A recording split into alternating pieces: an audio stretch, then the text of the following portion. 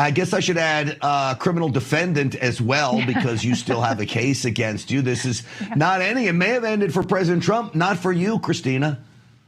That's right. Not for a lot of us. Thankfully, the electors case in Michigan was thrown out a few weeks ago, but my case in Arizona, along with Nevada, Wisconsin, and the Fani Willis case in Georgia, they're still open. Now, Fani Willis is hanging on by a thread, but the liberals are still going after Trump supporters, and they're still prosecuting us at the state level. So spare me all the tears for Letitia James and Comey and now potentially Jack Smith. If you want to cry about it, get rid of your, clean up your own side of the aisle first before you come after ours. Yeah, it is. It's so hypocritical. Now, I do want to talk about Jack Smith, because you were instrumental in, you were the, what would you call it, the conservator of the documents at Mar-a-Lago? What was the official title? I was the custodian of records. Okay, custodian of record. So tell me how this raid goes down and why you think Jack Smith is culpable of judicial lawfare. Yeah. Well, the raid occurred several months before Jack Smith was even appointed. So he inherited this case, but this clearly was a conspiracy to try to frame Donald Trump for something.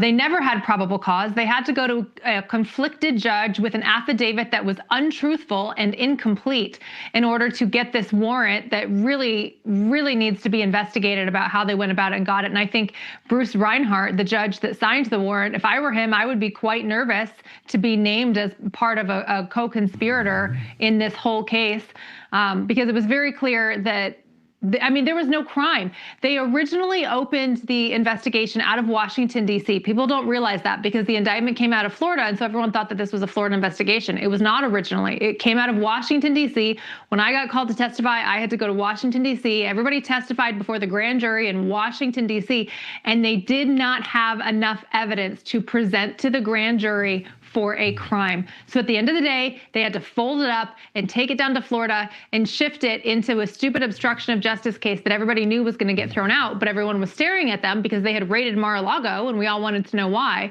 And so they had to cover their rear end that way. But no, this case was awful from the beginning. All right. So Jim Jordan now wants Jack Smith, the special prosecutor, to come testify. I know it's early. I don't know if Jim Jordan has called you or your office yet, but he should, and he should ask you, what questions should we be asking Jack Smith? Do you have some you'd like to ask Jack Smith? Oh yeah, I would love to know who was directing him. No, as the special prosecutor, he would say that he was in control, but clearly he didn't get appointed until November of 2022. The raid occurred in August of 2022, and they opened the grand jury, I want to say in May or whatever. So this was open. He inherited this case, and so I would want to know how that handoff went. What were the instructions? You have the official appointment documents, but I would want to know who's behind all of this, because it clearly was not Jack Smith's original idea. All right. Over the weekend, Mark Levin, who's a good friend of mine, he was talking about Jack Smith. He was talking about the spying on the U.S. senators, but he got to the heart of what you're asking here. Roll that clip. There's no way in hell that Jack Smith did this without the knowledge of the Attorney General and or the Deputy Attorney General. If you're going to monitor United States senators, if you're going to go to the phone companies to get records, there is no way that Merrick Garland didn't know about it or Monaco didn't know about it. The hierarchy didn't know about it. And my guess is maybe White House counsel knew about it, too. So I think this has to be part of your investigation.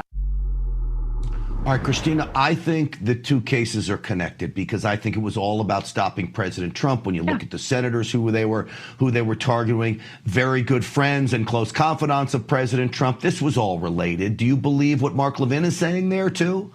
100%. And like I said, Jack Smith didn't open the investigation. He didn't originate it. So it had to have come from somebody else, whether it was Merrick Garland or whoever. It's basically like they took their junk drawer and dropped it in Jack Smith's lap and said, hey, can you come up with a crime for this? But don't forget, Jack Smith was running point not just on the Mar-a-Lago case, but also on the January 6th case, which is what Arctic Frost was all a part of. And so the fact that they were trying to originally bring the Mar-a-Lago case in D.C. and they couldn't, and they had to take it down to Florida, I think indicates the whole connection. I mean, Jack Smith is the linchpin between all of these investigations. So his testimony will be very, very telling if they can figure out how to get him to testify. Well, that's for sure. And I would hope, as I mentioned, Jim Jordan's office calls you, because I think you'd be a great one to offer up a lot of insight onto what they should be going after. Christina, Bob, as always, I urge people to read the book Defiant. That's exactly what you are, and we appreciate it. Thank you for coming on.